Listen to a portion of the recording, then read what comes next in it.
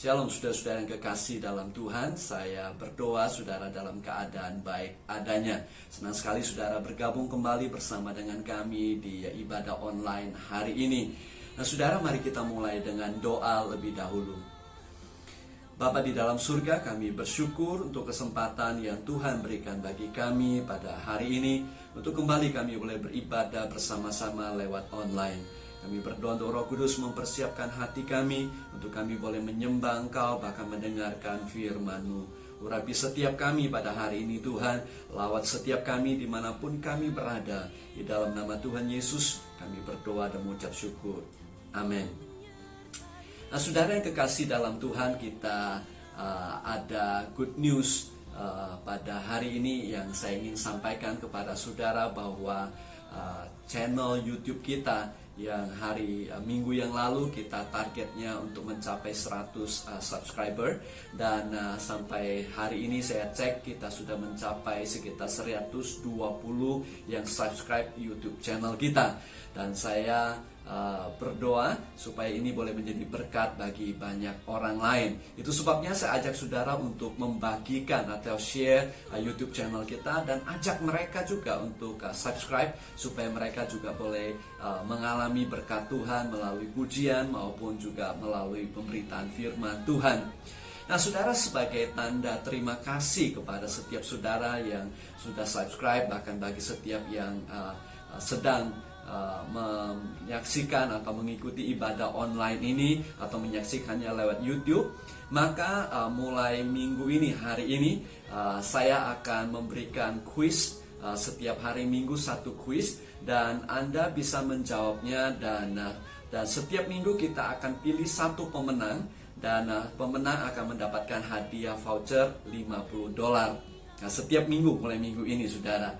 Dan saudara, tentu saja saya tidak bisa memberikan hadiah itu kepada saudara hari ini atau sekarang ini, yaitu hanya bisa diambil setelah nanti kita berkumpul bersama-sama untuk ibadah bersama-sama setelah circuit breaker ini selesai.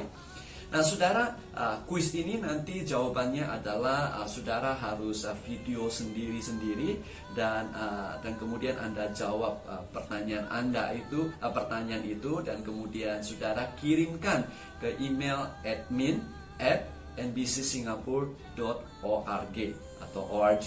Jadi sekali lagi saudara email ke admin@nbcsingapore.org, dan kemudian nanti akan diseleksi satu pemenang setiap minggunya. Nah saudara, untuk kuis yang pertama untuk hari ini adalah apa yang Anda lakukan untuk memanfaatkan waktu Anda di rumah selama circuit breaker ini. Jadi pertanyaannya adalah, apa yang Anda lakukan dengan waktu yang Anda miliki di rumah selama masa Anda tidak bisa keluar rumah? Oke, saudara jawab pertanyaan itu, kemudian saudara video jawaban Anda dan kirim videonya ke admin@nbcsingapore.org. Nah, saudara, ini adalah minggu yang kelima kita beribadah online. Dan circuit breaker di Singapura telah diperpanjang, di-extend sampai 1 Juni. Ini berarti kita akan beribadah online lagi selanjutnya sampai 6 minggu ke depan. Nah, ini berarti kesempatan kita untuk berkumpul bersama-sama harus ditunggu lebih lama, akan tertunda lagi. Tapi tidak apa-apa saudara, kita manfaatkan yang terbaik, yang apa yang tersedia bagi kita. Kita tidak bisa bertemu secara fisik, tapi kita bisa bertemu online. Bagi saudara bisa bertemu di CG atau cell group Zoom kita hari Jumat. Saudara juga bisa bertemu di ibadah doa kita atau doa syafaat setiap hari Rebu jam 8 malam di Zoom kita. Jadi kalau saudara ingin, saudara bisa terlibat bersama-sama, kita ketemu di situ, sharing, dan kemudian kita saling mendoakan satu dengan yang lain. Nah, sementara itu saudara, mari kita maksimalkan apa yang ada lewat ibadah online ini. Kita menyembah Tuhan dengan sungguh-sungguh, kita beribadah kepada Tuhan sungguh-sungguh, dan kita juga saudara mendengarkan firman Tuhan dengan sungguh-sungguh. Itu sebabnya saudara, mari kita bersama-sama kita beribadah kepada Tuhan. Tuhan Yesus memberkati saudara.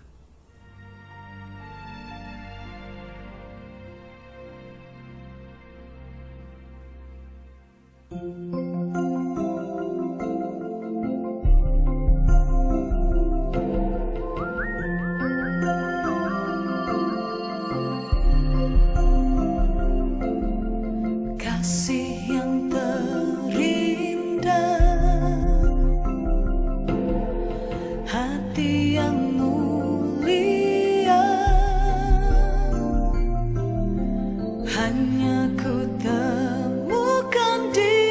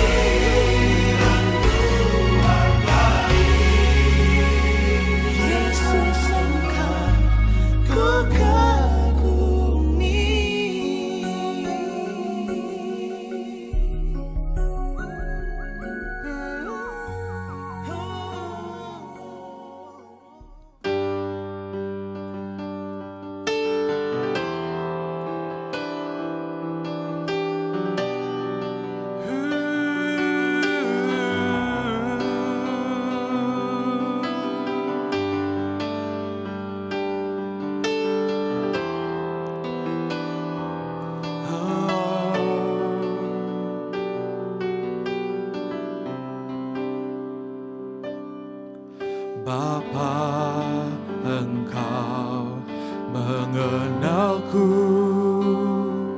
lebih dari siapapun.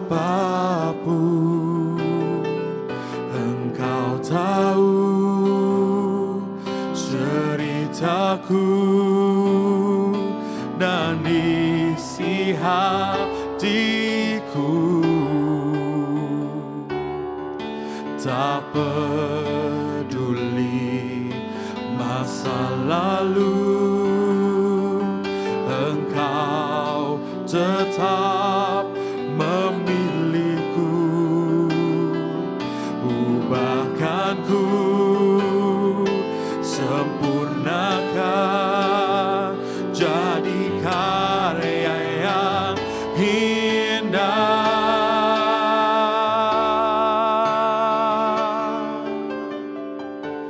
Kini aku percaya tiada yang mustahil bagimu.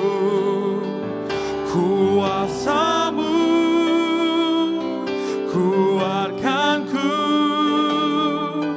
dasarku berharap. Kini aku berserah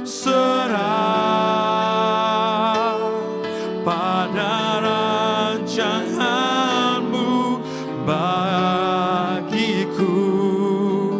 Ku ikuti panggilan-Mu, ku kan setia sampai akhir hidupku.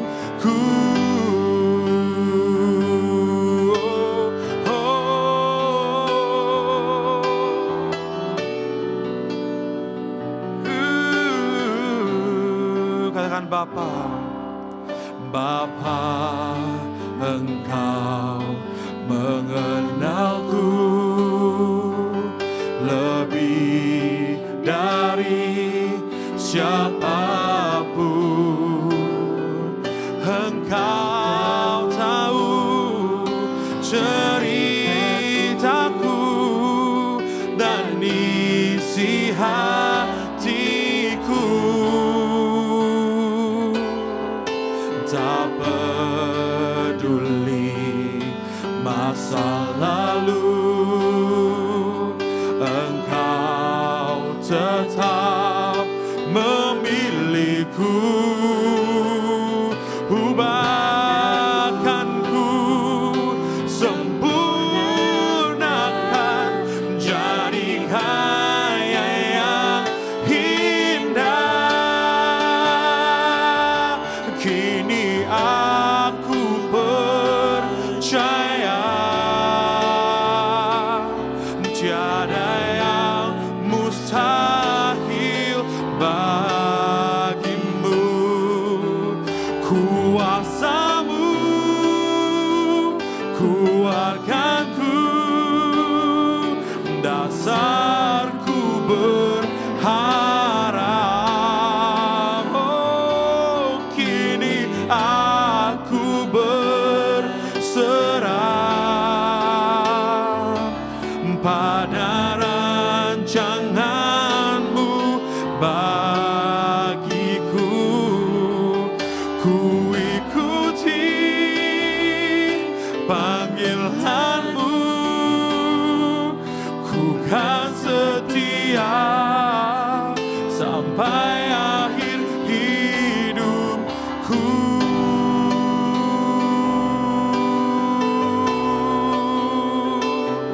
Kami kan setia Tuhan, mengikuti, menanti kasih-Mu Bapa. Karena Kau yang sanggup, karena Kau yang mengasihi kami Tuhan. Oh,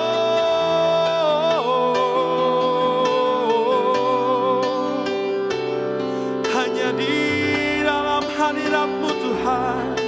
Oh, we love you Jesus.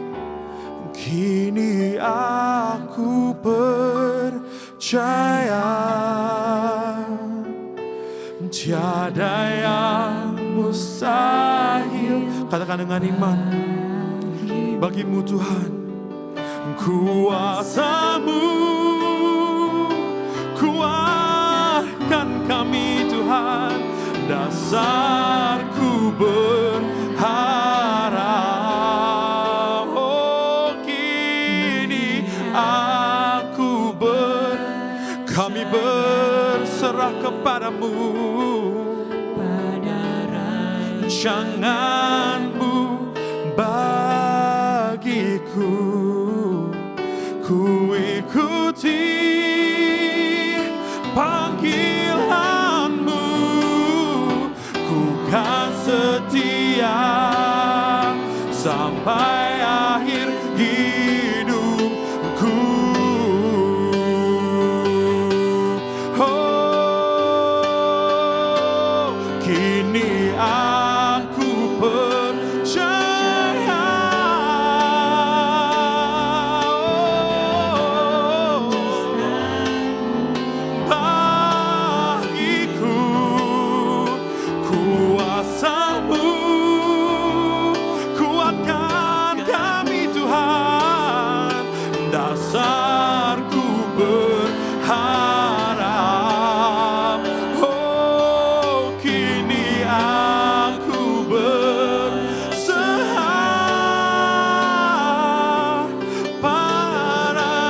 Rancangan-Mu bagiku, ku ikuti panggilan-Mu, ku kan setia sampai akhir hidupku. Ku ikuti panggilan-Mu, kan setia sampai akhir hidupku. Ku ikuti panggilan-Mu, ku kan setia sampai akhir hidupku.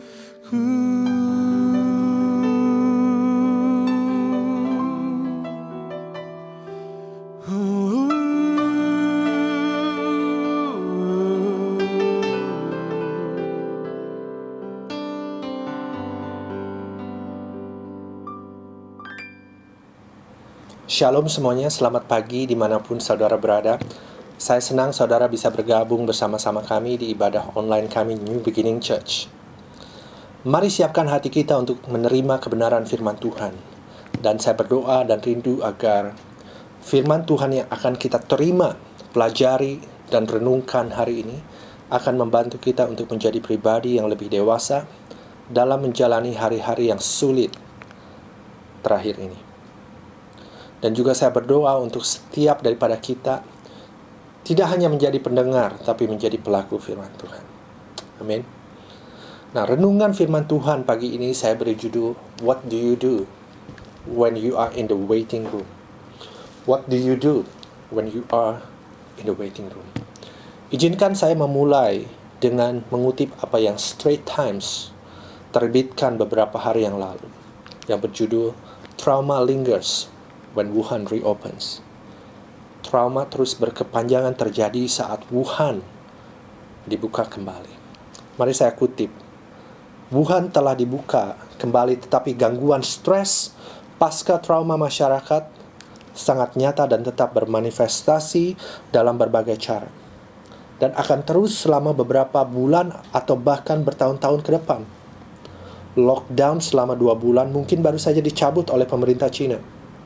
Dan masyarakat mulai untuk kembali ke kehidupan normal. Tapi masalah yang terus untuk beberapa tahun ke depan adalah kekhawatiran, kecemasan, stres, dan mental problem.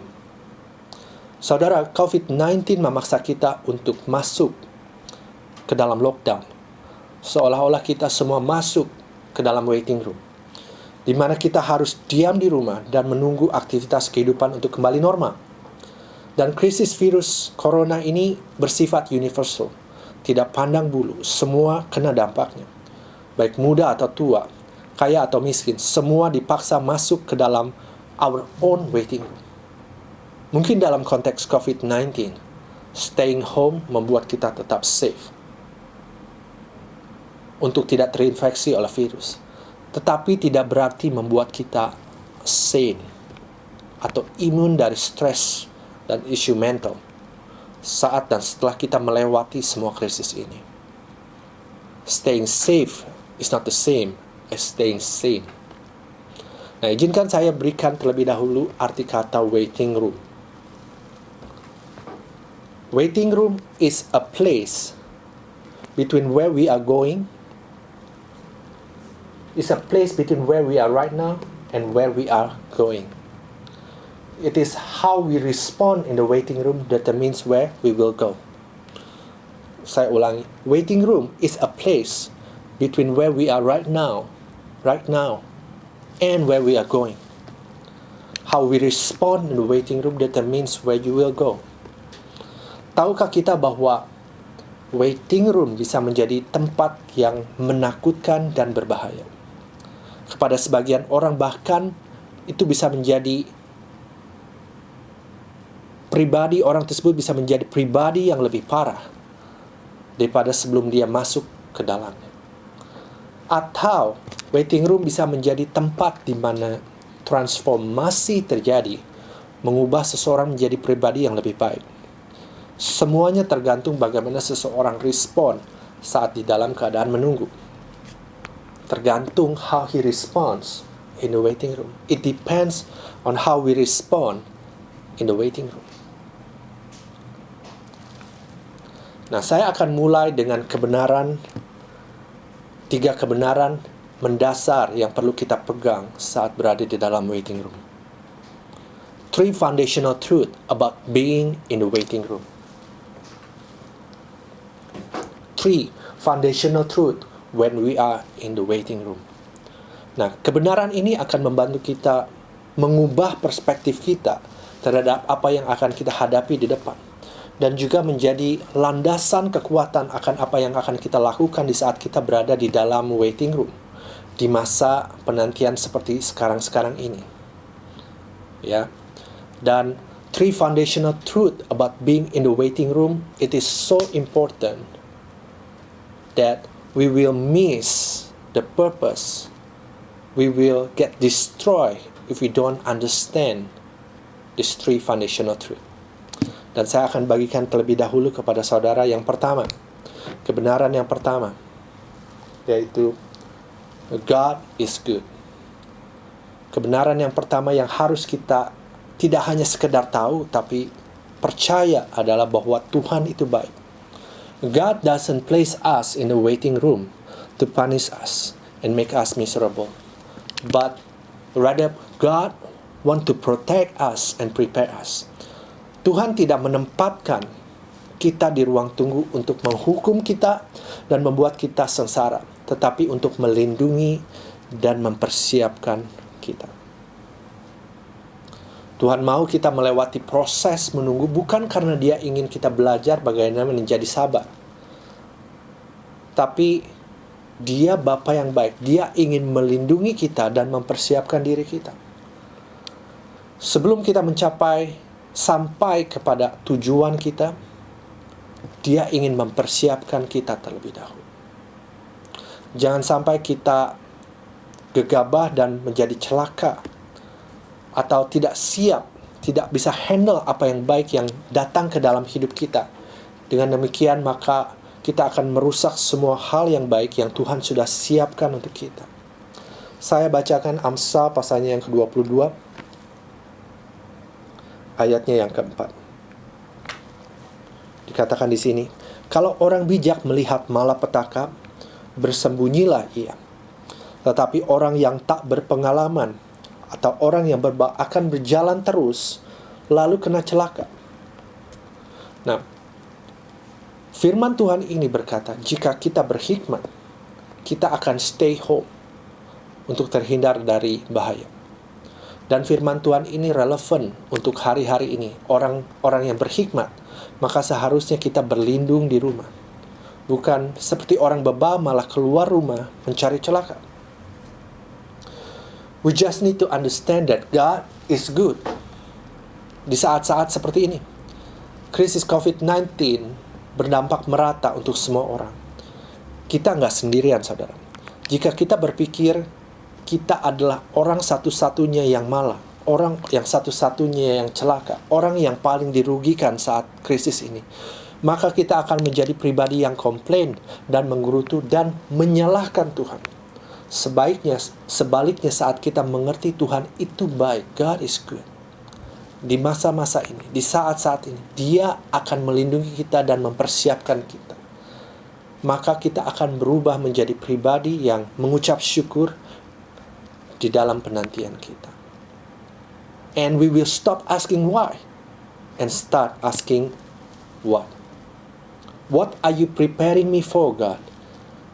Dan ini menjadikan kita pribadi yang lebih baik dan menjadi pribadi yang bersyukur. When we understand that God is good, we will find rest in the waiting. We will find rest in the waiting. Staying safe is important, but staying sane and staying sharp is equally important. And I believe to stay sane and to stay sharp in this stressful season, I believe it is only possible when we find rest in God, knowing that God is good. Kita hanya akan mendapatkan peristirahatan, kita akan masuk ke dalam peristirahatan Tuhan, dan ada damai yang masuk ke dalam hati kita. Dilepaskan atau diluputkan dari stres saat kita percaya bahwa Tuhan itu baik. Kita masuk ke dalam peristirahatannya. Jiwa kita masuk ke dalam peristirahatan Tuhan. You know, church, 7 is the number of rest. And the next number after 7 is the number of 8. And 8 is the number of new beginning. When we understand that God is good, we will find rest. And the next thing, the next day that will happen to our life, that we will see, is our new beginning comes to our life. Amen. Kebenaran yang kedua, the second foundational truth that we need to know in the waiting season, in the waiting room. Yang kedua adalah beautiful in its time and fruitful in every season. Mari saya bacakan Ecclesiastes atau Pengkhotbah pasal yang ketiga, ayat yang pertama. Untuk segala sesuatu ada masanya. Untuk apapun di bawah langit ada waktunya. There is a time for everything and season for every activities under heaven. Lalu ayatnya yang ke-11. Pengkhotbah pasal yang 3 ayatnya 11. Ia membuat segala sesuatu indah pada waktunya. Bahkan ia memberikan kekekalan dalam hati mereka. Tetapi manusia tidak dapat menyelami pekerjaan yang dilakukan Allah dari awal sampai akhirnya.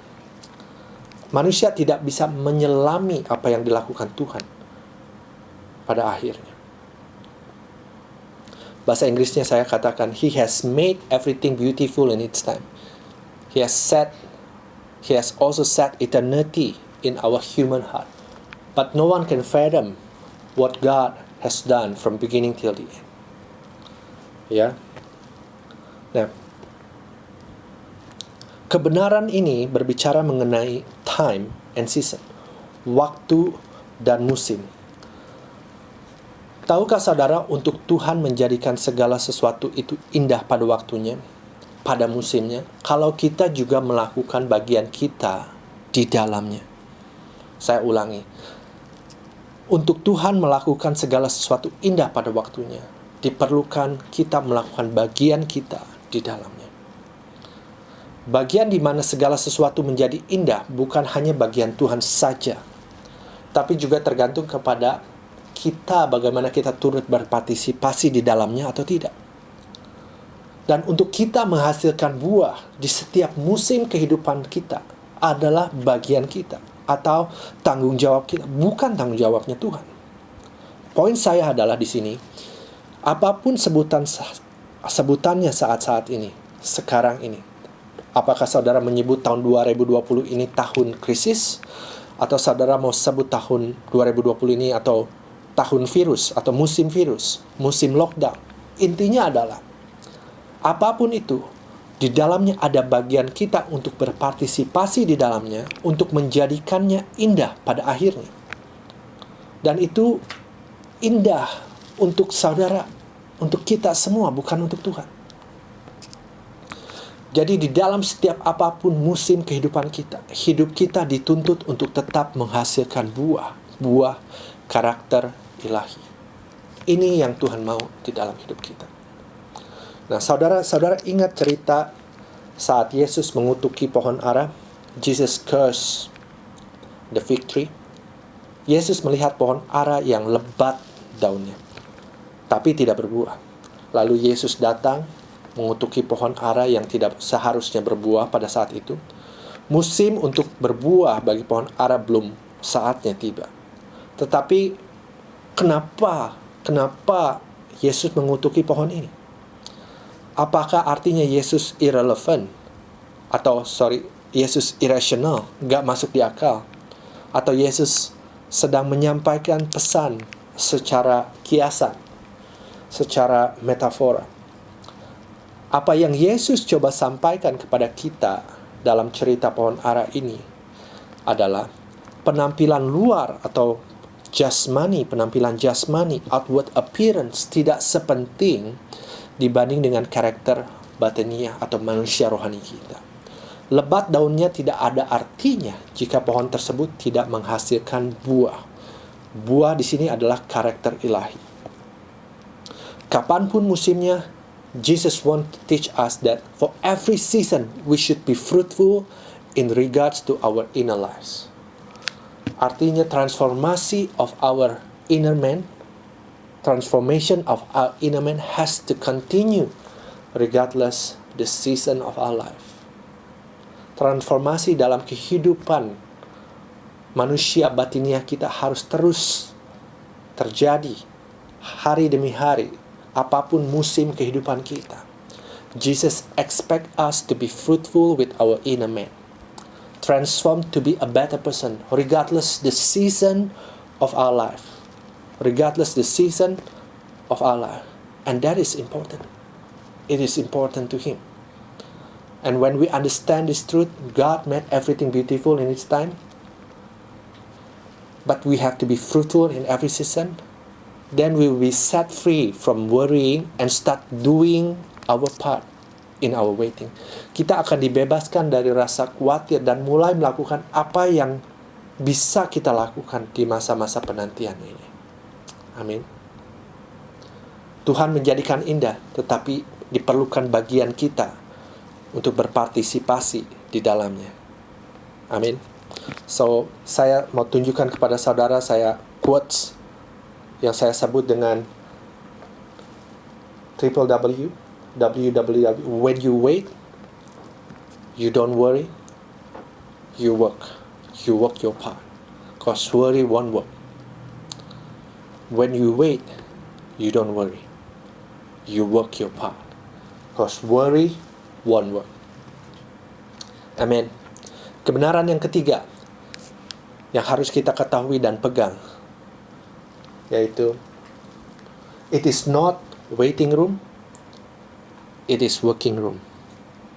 Saat kita harus tinggal di rumah, nggak bisa kemana-mana, ini mungkin adalah kita sebut menjadi waiting room bagi kita, ruang tunggu bagi kita. Tetapi justru disinilah menjadi ruang kerja buat Tuhan. What we see as a painful and pointless waiting room, God see it as the most productive working room. God is always working.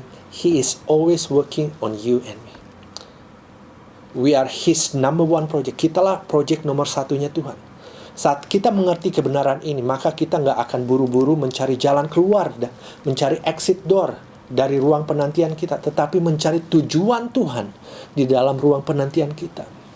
Ketika kita memahami ini, kita dapat menemukan tujuan di dalam penantian kita. Apa yang kita lihat sebagai waiting room yang tidak berguna, yang buang-buang waktu, yang buang-buang opportunity, kehilangan banyak opportunity, kehilangan banyak bisnis dan lain sebagainya, menyakitkan. Tuhan melihatnya sebagai working room yang paling produktif bagi Tuhan atas diri kita.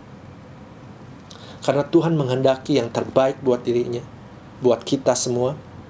Dia mau pastikan transformasi di dalam hidup kita tetap terjadi. Apapun keadaan kita, apapun musim kehidupan kita. Kita mungkin tidak mengerti musim saat ini. Tetapi pengertian itu akan datang setelah kita melewati musim ini. Dan melihat ke belakang apa yang Tuhan kerjakan di dalamnya bagi kita. Kita tidak perlu menunggu sampai kita mengerti segala sesuatu dan baru mencoba melakukan sesuatu yang fruitful. We need to be fruitful in every season of our life. It is working room. So ada 3 fondasi kebenaran yang harus kita pegang saat kita di dalam waiting room, di dalam penantian. Yang pertama, percaya bahwa Tuhan itu baik. Dia melindungi dan mempersiapkan kita. Yang kedua, God has made everything beautiful in its time. We have our part in it to be fruitful regardless of season of our life. Yang ketiga, it is not waiting room and we do nothing. It is working room. Don't miss His purpose in the season, in this waiting season. Saya bacakan Yesaya pasalnya yang ke-40 ayatnya yang ke-31 buat saudara. Yesaya pasalnya yang 40 ayatnya yang ke-31. But they who wait upon the Lord shall renew their strength. They shall mount up with wings like eagle. They shall run and not be weary. They shall walk and not faint. Bahasa Indonesianya di sini dikatakan, tetapi orang-orang yang menanti-nantikan Tuhan mendapatkan kekuatan baru. Mereka seumpama Raja Wali yang naik terbang dengan kekuatan sayapnya. Mereka berlari dan tidak menjadi lesu. Mereka berjalan dan tidak menjadi lelah. Saya memberikan arti dari kata wait upon and renew our strength. Kata wait upon artinya adalah to unite together by intertwining. To unite together by intertwining. Itu arti kata dari wait upon. Menjadi satu dengan saling mengikat. Ada satu inti kata di sini, yaitu kedekatan. Kita hanya bisa mengikat kalau kita dekat. Dekat dengan Tuhan dan menjadi satu. Seperti analogi sebuah benang kecil yang tidak mempunyai kekuatan. Tidak memiliki kekuatan yang besar. Tetapi bila satu benang itu saling mengikat dengan banyak benang yang lainnya, akan menjadi tambang yang kuat. So the meaning of the verse, to wait upon the Lord, is those who wait upon the Lord, they shall bind together by intertwining their strength. Saling mengikat dengan Tuhan untuk mendapatkan kekuatan yang baru. That's the meaning of waiting upon the Lord. Yang selanjutnya, renew. Arti kata renew adalah renew means to change or to exchange. To change or to exchange. Bukankah itu sesuatu pattern bagaimana Tuhan selalu berurusan dengan umatnya, dengan kita? Saling tukar-menukar dengan Tuhan. Kita yang berdosa menjadi tidak berdosa karena Tuhan menggantikan posisi kita di kayu salib. Kita yang tidak kudus menjadi kudus. Kita yang lemah menjadi kuat.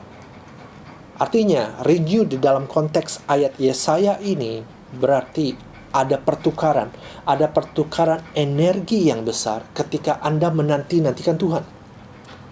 Dan kata sinonim untuk kata renew atau exchange, sinonimnya adalah memakai kata, saudara bisa tebak, memakai kata drum roll, transformasi.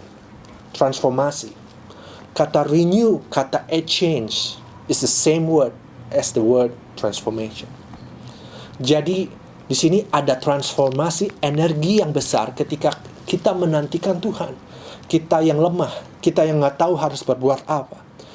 Kita yang pada saat-saat ini bingung harus melakukan apa. Akan ada transformasi kekuatan yang datang di dalam diri kita daripada Dia untuk menjalani hari-hari yang sulit ini. Nah, saat kita mendapatkan kekuatan baru daripada Tuhan, kita tidak pasif diam, tetapi sebaliknya kita aktif bergerak. Amin. Dikatakan dalam ayat ini, orang yang menantikan Tuhan, dia akan berjalan, berlari, dan terbang tinggi seumpama Raja Wali. Nah, saya kasih ilustrasi seorang waiter. A good waiter is not passive. An active waiter is a good waiter. Dia akan aktif menanyakan segala sesuatu. Apa ada yang kurang? Apa yang bisa saya bantu, Pak? Apa yang saya bisa bantu, Bu? Apakah perlu air tambahan? Apakah perlu kursi tambahan untuk meletakkan tas Ibu? Dia perhatikan dengan cermat apa yang kita butuhkan. Itu adalah sign of a good waiter. A good waiter will stop asking why, but start asking what. Coba bayangin kalau kita ke restoran dan panggil waiternya untuk minta sesuatu, extra gelas misalnya. Lalu dia menjawab, why? Why do you need another glass of water? Why do you need another chopsticks? Do you have it already? Kita bakalan stres sendiri, bete malah. Poin saya di sini adalah saat kita menantikan Tuhan, kita dapatkan transformasi kekuatan daripada, dan itu tidak membuat kita pasif, itu membuat kita menjadi aktif. Lalu bertanya kepada Tuhan, pertanyaan yang benar yang seharusnya kita tanyakan kepada Tuhan di saat-saat menanti. Apa yang harus saya siapkan dan apa yang harus saya kerjakan di masa-masa penantian ini? Kita sering gagal paham akan kata-kata menanti-nantikan Tuhan. Kita gagal paham dengan kata waiting upon the Lord. Kita berpikir bahwa kita perlu menunggu Tuhan untuk Dia melakukan sesuatu yang belum Dia lakukan untuk kita. No, we are not waiting for God. God is waiting for us.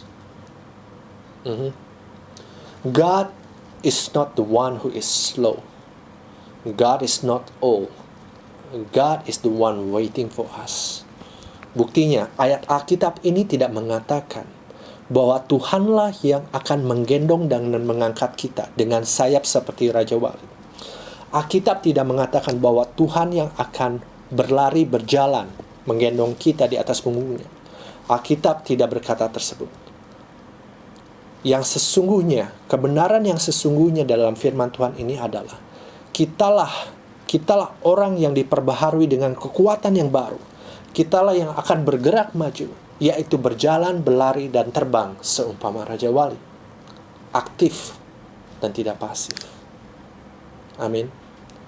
Nah, saya akan menjawab pertanyaan dari judul khotbah hari ini dengan what do you do when you are in the waiting room? Dengan melihat suatu cerita bagaimana Paulus masuk ke dalam waiting room-nya, yaitu penjara.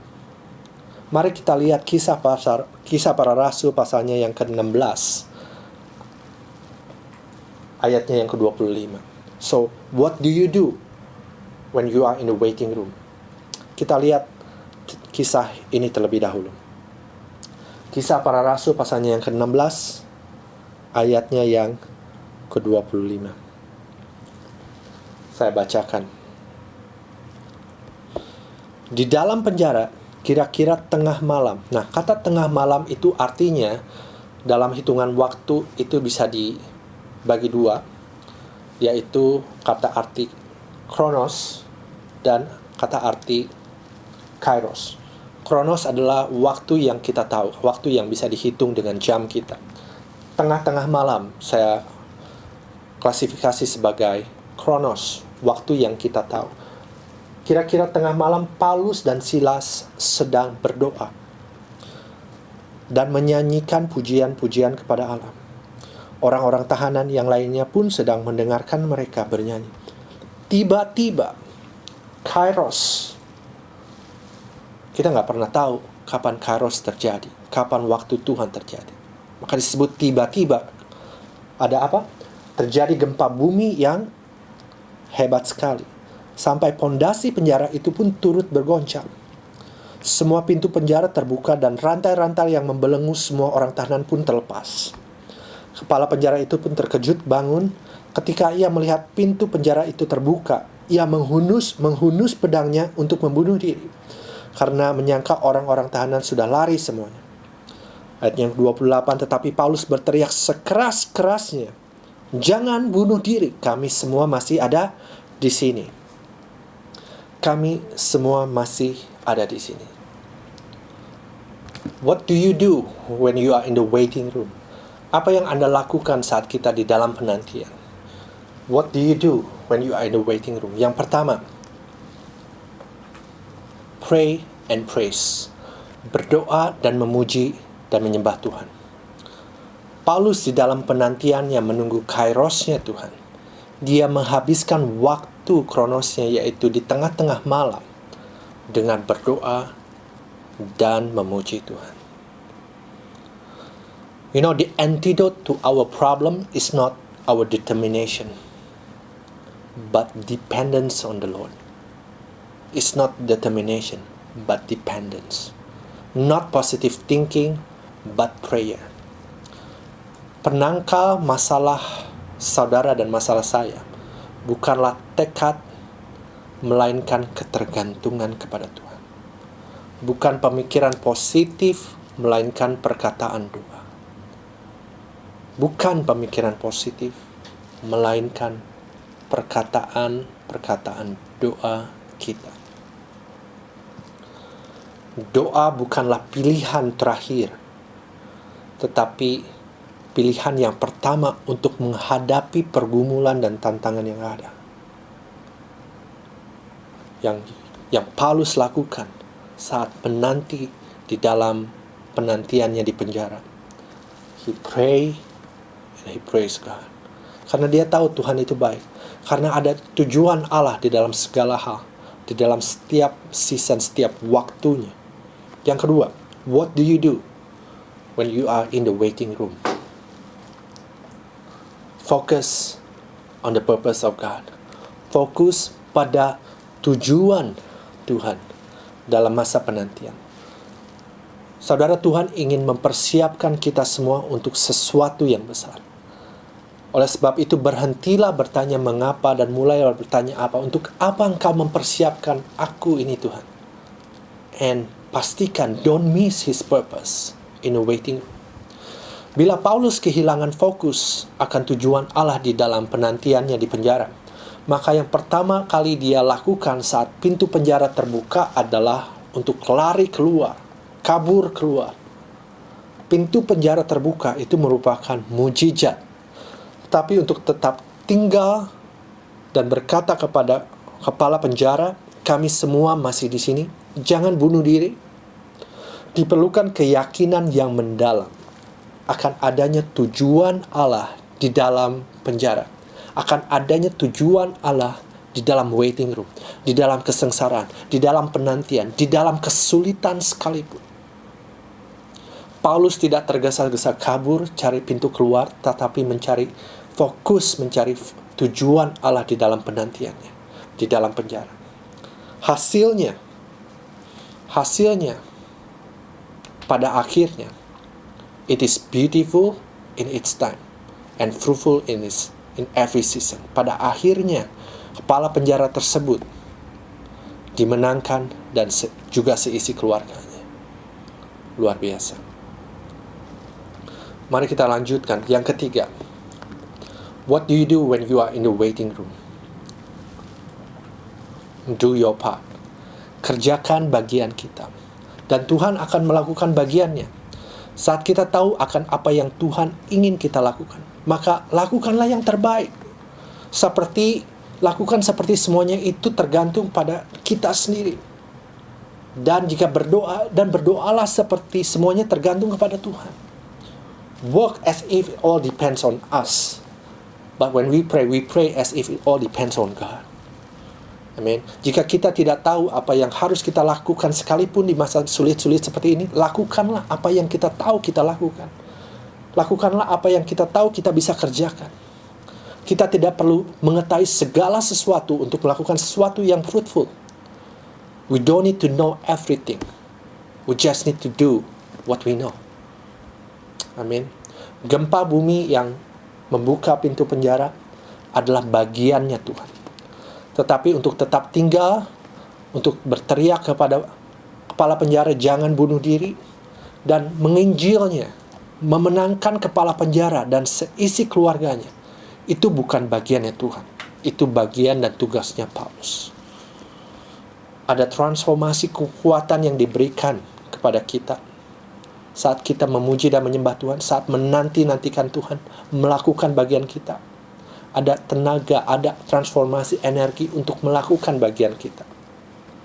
Yang kalau dengan kekuatan kita tidak mungkin kita melakukannya.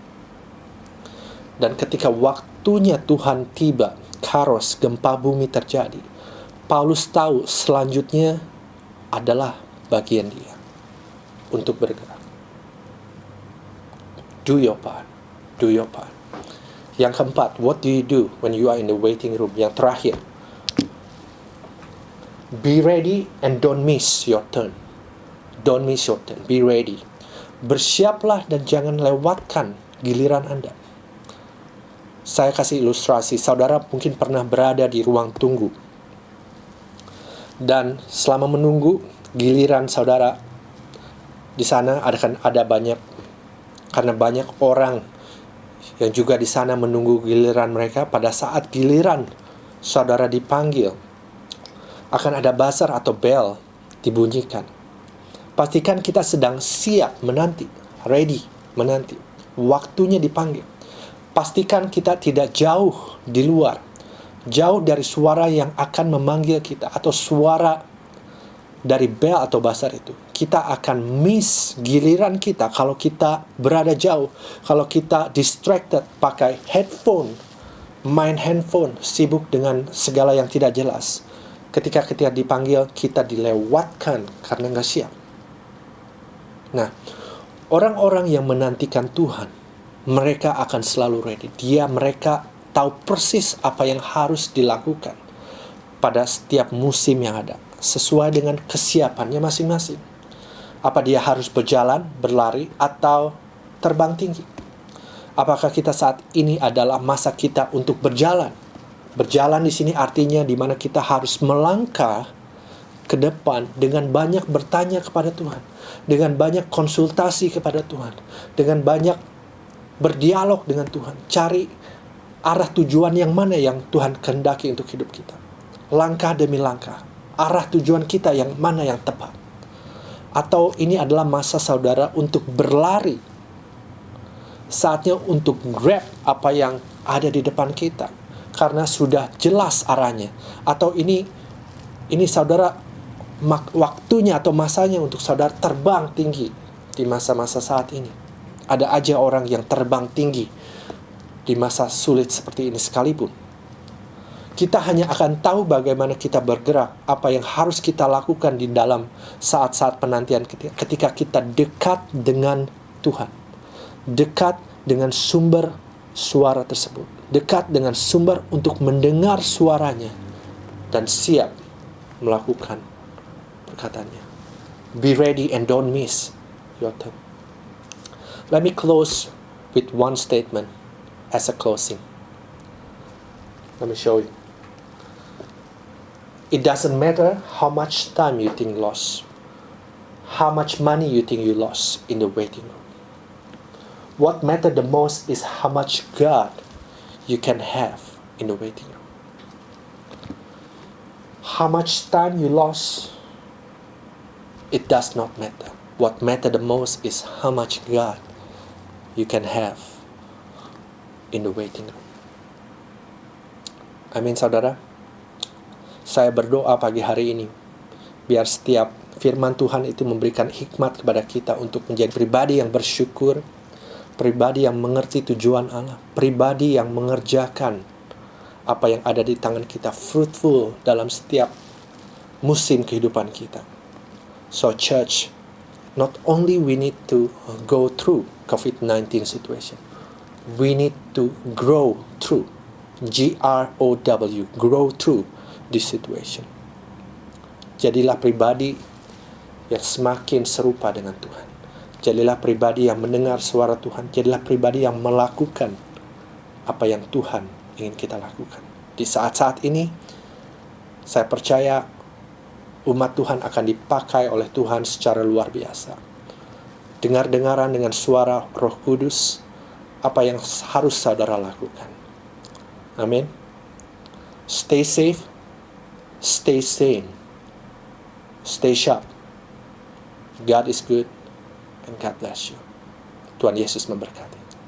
Nah, saya yakin saudara diberkati melalui ibadah hari ini, baik penyembahan kita maupun firman Tuhan yang telah disampaikan. Saya yakin itu menjadi berkat dalam kehidupan kita sendiri, di mana pada saat-saat penantian ini, di mana kita banyak waktu luang, kita bisa luangkan sebagai waktu untuk dipersiapkan oleh Tuhan dan membangun iman kita bahwa Allah kita itu baik, Tuhan selalu menyertai, memelihara dan memberkati kita, dan biar kita juga bisa berkarya dalam setiap situasi keadaan yang ada dalam kehidupan kita. Mari kita jadi pelaku firman Tuhan dengan segenap hati kita. Nah, apabila Anda ada kebutuhan di masa-masa yang penuh dengan tantangan ini, saudara jangan sungkan menghubungi kita agar kita boleh mendoakan, bahkan bisa membantu saudara dalam kapasitas yang bisa kita lakukan. Nah, saudara juga mungkin apabila ada orang di sekitar Anda, teman-teman yang mungkin dalam pergumulan yang besar, saudara kenal, saudara tahu, saudara jangan sungkan membantu mereka. Dan kalau perlu, saudara bisa menghubungi kita juga untuk menjadi berkat bagi mereka. Baik saudara, mari kita akhiri dengan doa bersama-sama. Bapa di dalam surga, kami bersyukur untuk kebaikan Tuhan di tengah-tengah kami. Biar lewat ibadah online ini Tuhan, nama Tuhan juga dipermuliakan, dan biar iman kami dikuatkan, roh kami diteguhkan, dan penghiburan dan kasih Allah berlimpah-limpah dalam hidup kami. Kami bersyukur untuk kebaikan Tuhan yang sudah memberikan kesempatan ini bagi kami. Biar nama Tuhan dipermuliakan, biar firman Tuhan termatrai dalam kehidupan kami, dan biar kami boleh dipersiapkan Tuhan untuk menjadi berkat bagi banyak orang. Bahkan gereja Tuhan di Singapura ini, NBC, Tuhan persiapkan untuk boleh menjadi berkat. Pada saat dimana kami sudah dipersiapkan, kami boleh membawa kemuliaan bagi nama Tuhan. Mari Bapa, Engkau sendiri yang memberkati setiap jemaat Tuhan. Lindungi jemaat-Mu, jauhkan daripada sakit penyakit, jauhkan daripada virus COVID-19 ya Tuhan. Di tengah-tengah pergumulan Tuhan mencukupi kebutuhan mereka.